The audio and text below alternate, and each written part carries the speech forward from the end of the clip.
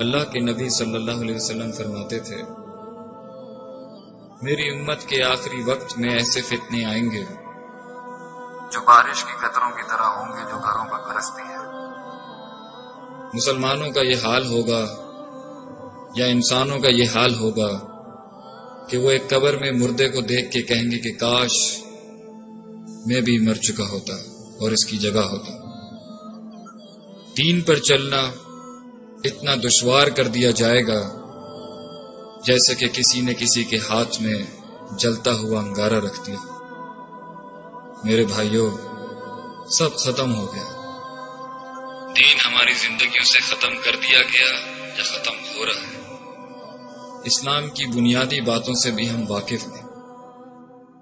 انگریزی culture, western civilisation, ان کے طور طریقے، ان کے ویلیوز، ان کے نارمز، ان کی رسومات آج ہمارے خون تک میں بس چکی ہیں۔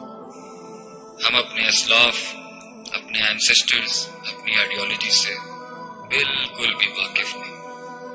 دشمن نے چاروں جگہوں سے ہم پر حملہ کر دیا۔ ہماری مائیں بہنیں، بچے گھر، مسجد ممبر یا بم بارود کا نشانہ بنا دیا گیا، یا کسی کافر کا جبر یا ظلم، اور اس کے بیچ میں ہم نے ایک دوسرے کو قتل کرنا بھی شروع کر دیا۔ چوری، جھوٹ، ڈاکہ، فریب، دھوکہ، منافقت، نمازوں کو ترک کرنا، نظر کی حفاظت نہ کرنا، امانت کا خیال نہیں رکھنا، رشوت دینا، زنا کرنا، شرک کرنا آج ہمارا شعار بن چکا ہے۔ It has become the norm of our society now۔ میرے بھائی، واپس پلٹیے۔